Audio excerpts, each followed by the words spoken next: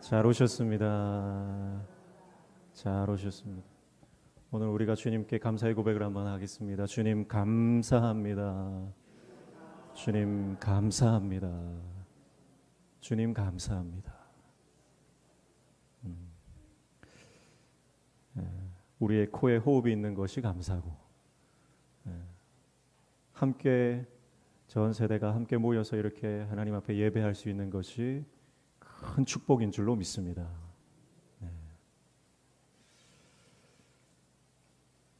첫째 아이가 이제 막 말을 하기 시작할 때 어느 날 저한테 그러는 거예요. 아빠, 멧돼지가 왔어? 멧돼지가 왔어? 그러는 거예요. 멧돼지가 왔어? 멧돼지가 어디 있어? 그러니까 휴대폰을 보여주면서 메시지가 온 거예요. 혀가 짧으니까 멧돼지 멧돼지 그러더라고요. 처음엔 못 알아듣다가 나중에는 메시지가 왔구나. 조금 더 지나니까 갑자기 저한테 아빠 콧구멍 보여줘, 콧구멍 보여줘 그러는 거예요. 그래서 콧구멍을 계속 보여줬어요. 그러니까 애가 우는 거예요. 콧구멍 보여달라 해서 콧구멍 보여주는데 왜 우냐 그러니까 나중에 알고 봤더니 그때 만화 영화 코코몽이라고 있습니다. 코코몽 보여달라는데 저는 콧구멍 보여달라는 줄 알고 아빠 콧구멍 보여줘 이러면 계속 콧구멍 계속 보여줬거든요. 아빠 코털 보면서 얼마나 실망을 했겠습니까? 의사소통이 잘 안 되면 힘들어요. 제가 지난 예전에 섬기던 교회에서 목사님이 평소에 이런 말을 이제 갑자기 하시는 거예요. 우리 교회는 공강득이 문제다 그러는 거예요.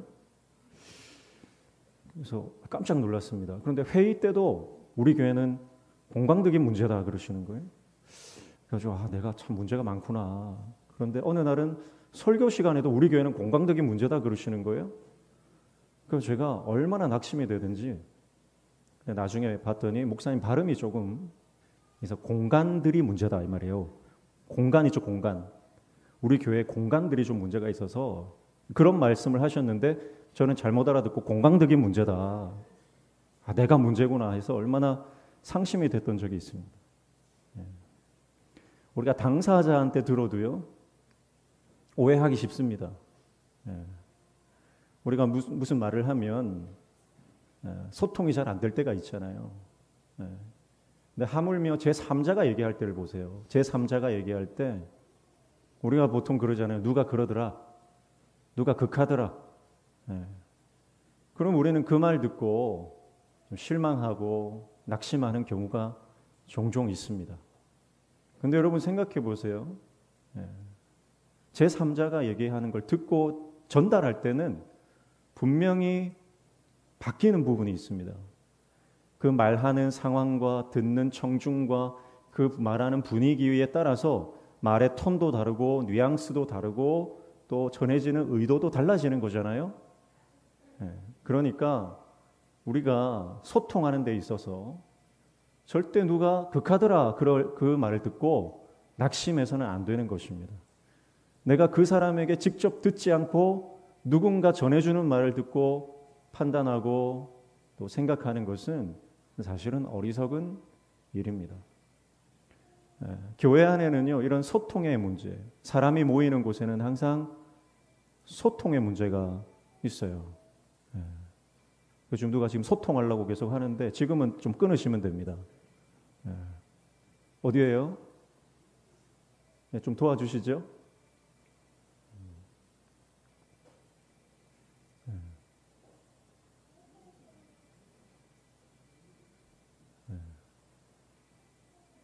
좀 도와주시면 될 것 같아요.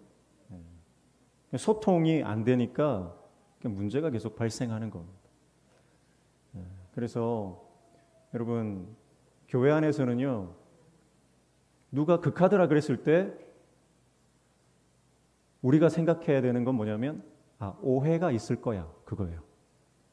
마음속으로 한번 이렇게 따라 하십시오. 오해가 있을 거야. 마음속으로 오해가 있을 거야. 그리고 당사자와 확인하기 전까지는요 분명히 오해가 있을 거야. 분명히 오해가 있을 거야. 여러분, 부부도 싸우는 게 사실은 오해 때문에 싸웁니다. 내 마음은 그런 마음이 아닌데 오해가 쌓이고 쌓이면서 싸우게 되는 거예요. 그래서 그 오해를 풀어야 됩니다. 대화를 통해서 풀고 함께 시간을 보내면서 푸는 거예요. 그 오해를 계속 쌓아가면 너무 담이 높아져서 나중에는 그 오해 풀기가 힘든 겁니다. 교회 안에서도 마찬가지예요. 오해가 있을 거야. 그렇게 생각하면 여러분 감사할 수 있는 줄로 믿습니다. 그러면 오해가 있을 거야. 그렇게 생각하면 우리가 이해하고 넘어갈 수 있는 것입니다. 그래서 설령 누가 무슨 부정적인 얘기를 한다 하더라도 그 이야기를 전달하지 마십시오. 내가 전달할 때 그 전달하는 과정에서 마귀가 틈을 타는 거예요. 그래서 기도하면 되는 거예요. 기도하면. 남자는 하루에 몇 단어요? 7,000단어, 7,000문장을 구사해야지 속이 시원한 겁니다. 여자는 몇 문장요? 2만. 2만 단어를 해야 속이 시원한 겁니다. 그 단어를 누구한테 쏟아내라고요? 하나님께 쏟아내는 거예요. 하나님께 다다다다다다 하면 문제가 없습니다. 근데 사람에게 다다다다다 하면 무조건 문제가 생기는 거예요. 그래서 오해가 있을 거예요. 그러면 다 이해하고 넘어가는 것입니다. 우리가 인생을 살면서 하나님의 말씀을 마음에 새기시기를 축복합니다. 사람의 말을 마음에 새기지 마십시오. 사람의 말을 마음에 새기지 말고 하나님의 말씀을 내 마음에 새기는 겁니다. 우리 아동부 친구들 내 마음에 뭘 새겨야 된다고요? 하나님의 뭘 새겨야 된다고요? 말씀을 새겨야 돼요. 내 마음에 말씀을 새기면 그 말씀이 우리 인생을 승리케 하는 줄로 믿습니다. 그렇죠.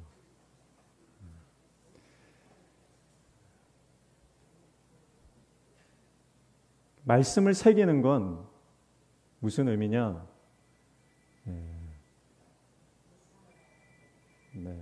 소통하려고 계속 노력하시는 분이 있는 것 같은데 예배 시간에 잠시 휴대폰을 꺼주시면 되겠습니다. 어르신들은 전화기를 다루는 게 힘드시니까요. 이렇게 상황을 딱 보시고 전화벨이 계속 울린다. 그러면 우리 교역자나 장로님들이 가셔서 휴대폰을 이렇게 무음으로 바꿔주시든지 전원을 꺼주시면 되겠습니다.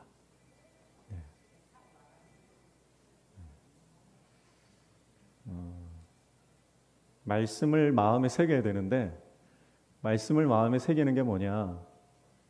내가 그냥 은혜 받고 나 저렇게 살아야지, 이 말씀대로 살아야지 그렇게 다짐하는 게 아니더라고요. 제가 이번에 다니엘 기도회에 참여하면서 우리 전한길 강사님 그 이야기를 들으면서 제가 깨달은 게 있어요. 그게 뭐냐면 말씀을 마음에 새기는 것은 그 말씀을 내 삶의 원칙으로 세우는 것이구나. 그걸 깨달았어요.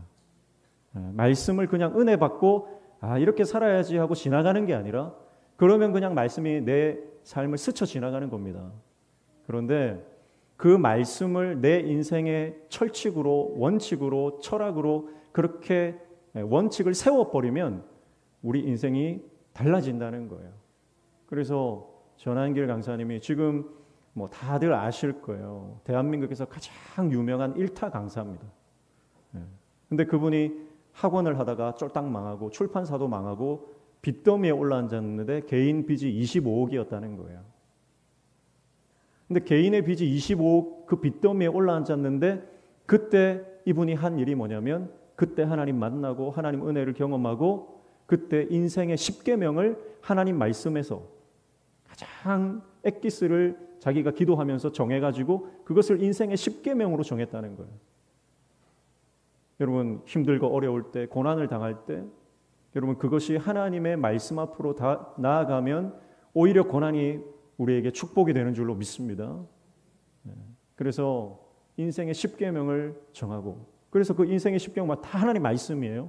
그 말씀을, 원칙을 10가지를 그냥 다다다다다다 하는데 저분이 저를 성공할 수밖에 없구나. 그 안에 말씀이 충만하니까 성공할 수밖에 없구나. 그런 생각이 들더라고요. 그러면서 저에게 또 도전을 주는 게 뭐냐면, 가정에 자녀 양육의 3대 원칙을 말씀하시는데 그게 저한테 큰 도전이 되더라고요. 자녀 양육의 3대 원칙이 뭐냐? 첫 번째, 나는 너를 사랑한다. 나는 너를 사랑한다. 두 번째는 나는 너를 믿는다. 나는 너를 믿는다. 세 번째는 나는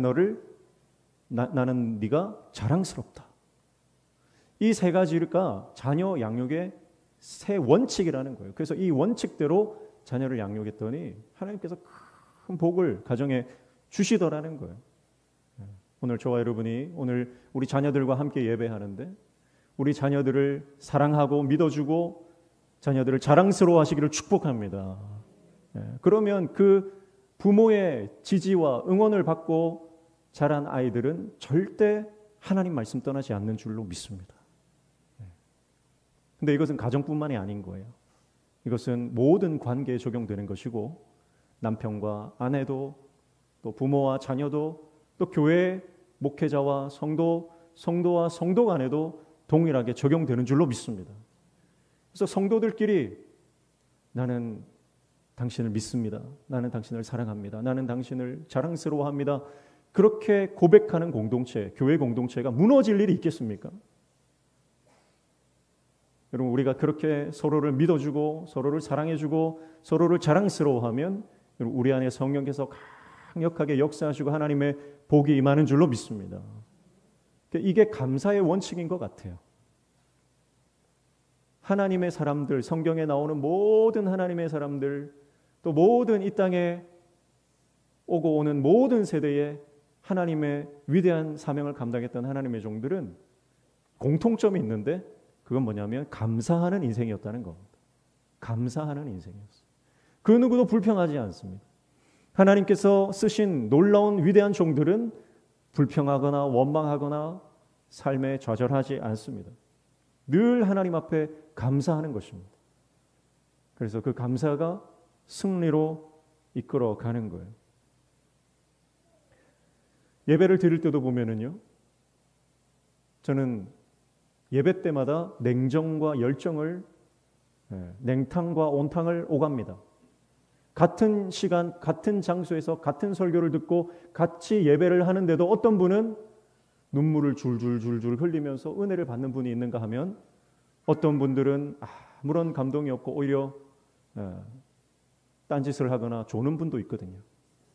그러면 저는 설교자 입장에서 누구를 봐야 될까요?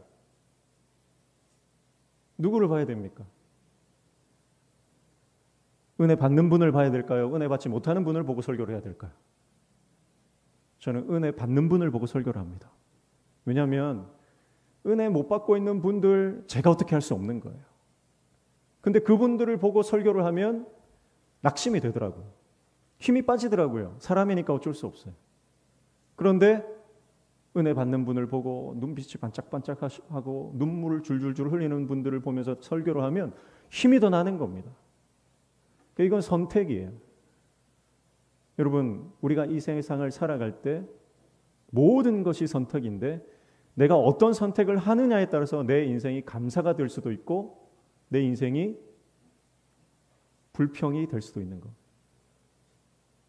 여러분, 우리가 인생을 살 때 나를 좋아하는 사람도 있고 싫어하는 사람도 있습니다. 모든 사람이 다 나를 좋아할 수 없어요. 우리 학생들, 우리 어린 친구들, 우리 청소년부, 청년부, 여러분, 우리 인생에서 나를 모든 사람이 좋아할 수 없다는 거 기억하십시오. 분명히 나를 싫어하는 사람이 있습니다. 근데요, 나를 싫어하는 사람 때문에 내가 시험 들 필요가 없는 겁니다. 나를 지지해주고, 나를 응원해주고, 나를 사랑해주고, 나의 편이 되어주는 그 사람을 보고 힘을 얻으시기를 축복합니다. 교회는요, 여러분을 지지합니다. 여러분을 응원합니다. 우리 교회 모든 어른들은요, 유치부, 아동부, 청소년부, 청년부를 응원하고 위해서 기도하고 있습니다. 그러니 나를 위해 기도하고 있는 분들이 있다. 여러분, 그것으로 여러분 힘을 얻으시기를 축복합니다.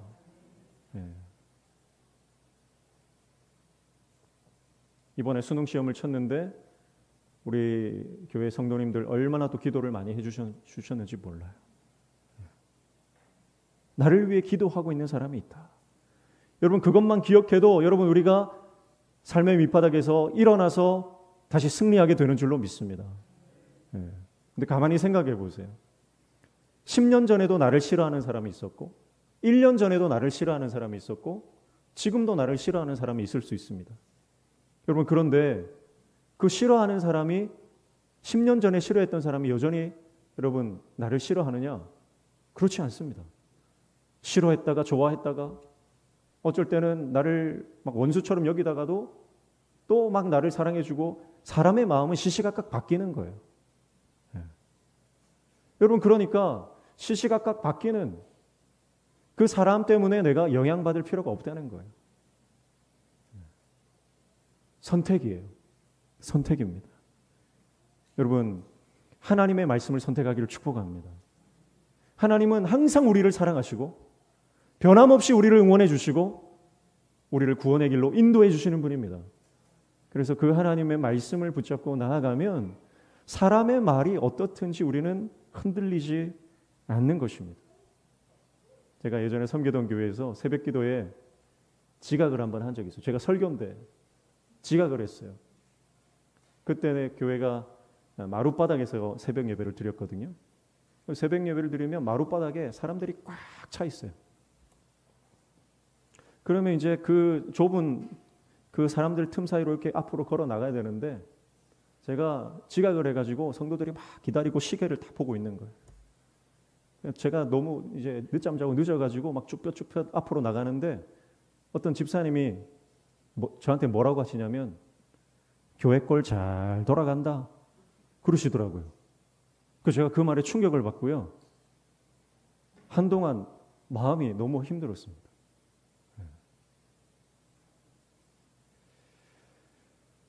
제가 이번 주에 새벽기도 지각을 했거든요. 일어나는데 5시 반이 넘었더라고요. 부랴부랴 해가지고 정신없이 막 새벽기도로 왔는데 우리 박명주 집사님이 교회 현관에서 다 기다리고 계시더라고요. 제가 도착하니까 말없이 내려가서 항상 우리 집사님이 불을 켜주고 예배를 준비를 해주시거든요. 아무 말 없이 내려가서 불을 켜주시고 예배를 준비해 주시는데 제가 얼마나 감동이 되는지 몰라요. 네. 여러분, 나를 지지하고 응원해 주고 나를 위해서 헌신하고 희생해 주는 분들이 있습니다. 그런 분들을 통해서 우리가 힘을 얻고 용기를 얻는데 그것은 하나님이 우리에게 주시는 응원인 줄로 믿습니다. 사람을 통해서 하나님이 우리를 응원해 주시는 거예요. 근데 우리를 공격하고 비방하고 학교에도 그런 친구들 있잖아요. 왜 나만 싫어해? 근데 그건 마귀의 역사예요.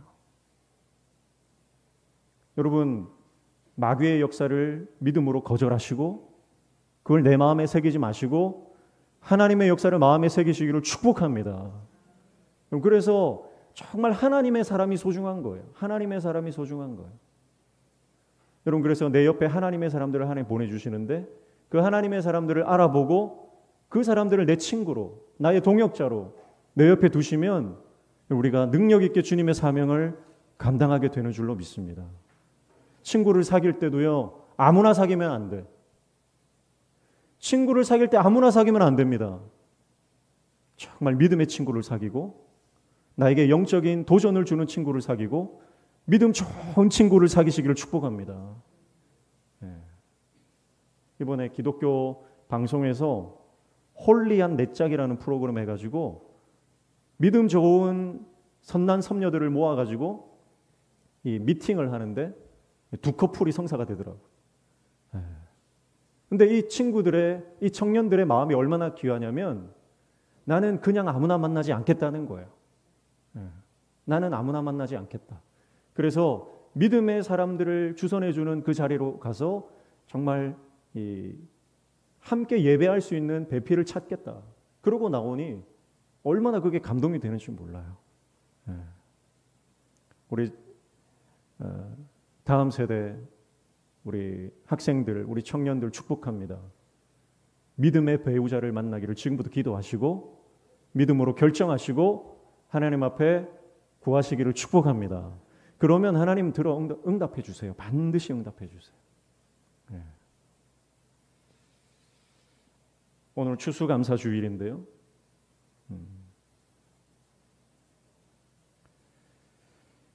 감사는 선택입니다.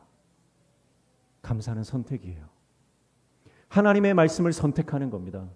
불평하고 원망할 수 있는 그 두 가지 경우가 있습니다. 그러나 하나님의 말씀이 감사라고 했기 때문에 하나님의 말씀 감사를 선택하는 겁니다. 똑같은 상황이지만 불평을 선택하는 사람이 있고 똑같은 상황이지만 감사를 선택하는 사람이 있습니다. 여러분, 감사를 선택하는 하나님의 종 되시기를 축복합니다. 그래서 감사를 선택하는 사람이 이 깊은 영적인 통찰력, 영성을 가진 사람이에요.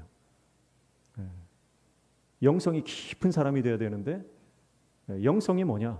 영성은 하나님의 말씀으로 해석해내는 통찰력입니다. 그래서 오늘 말씀해 보니까 공중의 새를 보라 그랬습니다. 공중의 새를 보라. 공중의 새를 보면서 뭘 생각해요? 예수님께서 우리는 요즘 비둘기가 얼마나 많습니까? 비둘기 보면서 무슨 생각해요? 내 차 위에 똥 싸지 마라. 뭐 이런 생각하잖아요. 근데 예수님은 공중 나는 새를 보면서 무슨 생각을 하세요? 저 새는 심지도 않고 거두지도 않고 창고도 없는데 하나님이 먹여주시는구나. 여러분, 그래서 여기서 나오는 공중의 새라고 하는 것은 평범한 일상을 말하는 겁니다. 그런데 평범한 일상, 미시적인 우리의 삶에서 하나님의 거대한 거시적인 은총을 발견해내는 것, 이것이 영성입니다. 여러분, 우리가 일상을 살아갈 때 얼마나 하나님의 은혜가 가득한지 몰라요. 그런데 그것을 발견해내는 사람이 있고 발견하지 못하는 사람이 있습니다. 전한길 강사님이 수세식 병기 보면서 찬양한다 그러잖아요. 저랑 마음이 좀 맞는 것 같더라고요, 그분이. 여러분, 우리가 일상에서 누리는 작은 것들이 다 하나님의 은총이고 하나님의 축복입니다. 우리가 그것을 깨달을 때 우리 인생에 감사가 터져 나오는 것이고 그것을 깨닫지 못하면 불평하고 원망하는 것입니다. 여러분, 우리의 모든 일상 가운데서 하나님 주시는 놀라운 축복과 은혜를 발견해내는 저와 여러분 되시기를 주님의 이름으로 축복합니다. 그래서 마귀는요, 끊임없이 우리에게 주입하는 게 뭐냐? 너 포기해라는 거. 너 포기해라. 똑같은 상황인데 하나님의 말씀으로 해석하지 못하면 그게 절망으로 다가와요. 그래서 마귀가 우리 안에 속삭입니다. 너 그거 포기해라. 이제 하지 마라. 너 나가 죽어라. 그런데 성령께서는 우리에게 끊임없이 너는 살아야 한다. 살아라. 피투성이가 되어도 넌 살아야 한다. 살아라. 피투성이. 여러분, 마귀는요, 포기하라는 겁니다. 죽으라는 겁니다. 그러나 성령께서는, 하나님께서는 말씀을 통해 포기하지 말고 끝까지 헌신하고 끝까지 사명을 감당하고 끝까지 주님을 위해서 살아가라는 것입니다. 디모데전서 말씀해 보니까 배우고 확신한 일에 거하라 그랬습니다. 배우고 확신한 일에 거하라. 여러분, 하나님의 말씀을 끊임없이 우리가 묵상해야 됩니다. 끊임없이 그 말씀을 우리가 배워야 합니다. 그 말씀이 우리 안에 살아 역사해야 됩니다. 그러면 하나님의 뜻대로 우리가 주님의 사명을 감당할 수 있는 거예요. 희생 없는 신앙은 가짜입니다. 희생 없는 신앙은 가짜예요. 희생 없는 사랑은 가짜 아닙니까? 믿음, 소망, 사랑, 이건 다른 것 같지만 믿음과 소망과 사랑은요, 하나님 안에서 같은 원리로 묶여져 있는 것입니다. 희생 없는 사랑이 가짜이듯이 희생 없는 믿음도 가짜인 것입니다. 암세포가 그렇죠? 암세포는요, 정상세포라면 자기의 사명을 다하면 죽는 거예요. 그런데 암세포는 죽기 싫어하는 거. 그래서 끊임없이 증식을 하는 거죠. 난 죽기 싫어. 난 살아야 돼. 그러면서 끊임없이 희생하지 않으려고 하는 겁니다. 희생하지 않아요. 그러나 희생하지 않은 결과가 뭐예요? 암세포가 몸에 다 퍼지면 결국 사람이 죽는 겁니다. 그러면 끝까지 희생하지 않으려고 했던 암세포도 결국 죽는 거예요. 숙주가 죽었는데 어떻게 지가 살겠습니까? 희생 없는 믿음은 가짜예요. 저는 목회자로서 성도들을 신방을 하잖아요. 근데 신방을 하면 신방할 때 제가 은혜를 받습니다. 어떤 성도를 신방해도 항상 제가 은혜를 받아요. 그래서 이 신방하러 나가는 것은요, 하나님의 은혜를 제가 받는 길입니다. 그래서 신방하러 가는 그 길이 기쁜 거예요. 신방하러 가는 그 길이 감사한 거예요. 신방하러 가는 그 자체가 이미 나에게 복이 임하는 겁니다. 그리고 모든 신방 가운데 하나님이 은혜를 주십니다. 그래서 오히려 제가 신방을 받아요. 아프신 분이 신방을 하는데 오히려 아프신 분이 감사하고 찬양하고 하나님 앞에 믿음의 고백을 하는 걸 보면서 제가 도전을 받고 제가 은혜를 받고 제가 변하는 겁니다. 여러분, 우리가 헌신하면 헌신의 자리에는 반드시 은혜가 있습니다. 반드시 은혜가 있어요. 그래서 저는 축복합니다. 저는 우리 성도들이 다 하나님 앞에 주님의 사명을 감당하는 헌신자들이 다 되시길 축복합니다. 그래서 예배만 드리고 끝나는 것이 아니라 작은 것 하나라도 맡아서 봉사를 하셔야 됩니다. 헌신의 그 자리에서 우리의 믿음이 단련되는 거거든요. 디모데후서 3장에 보면 말세의 특징에 대해서 나옵니다. 말세의 특징. 말세의 특징은 자기를 사랑하고 돈을 사랑하고 자랑과 교만과 비방과 부모 거역과 이런 것들이 나오는데 그 뒤에 뭐가 나오냐면 바로 감사하지 아니하며 그랬습니다. 말세의 특징 중에 하나가 감사하지 않는다는 것입니다. 여러분, 그러니까 다르게 말해서 감사하지 않으면 끝이라는 뜻이에요. 감사가 없다, 내 신앙 끝난 겁니다. 감사가 없다 그러면 나는 죽은 신앙이라는 거예요. 여러분, 주님 앞에 감사가 회복되시기를 축복합니다. 모든 것이 하나님의 은혜고 감사합니다. 오늘 그 은혜가 저와 여러분에게 있기를 축복합니다. 기도하겠습니다. 하나님 아버지, 어떤 상황이든 환경이든 누가 무슨 말을 하든 하나님 말씀 붙잡고 그 말씀을 마음에 새기게 하시고 말씀으로 감사하며 주님 사명 감당할 때 승리하는 인생 되게 도와 주시옵소서. 예수님 이름으로 기도하옵나이다. 아멘.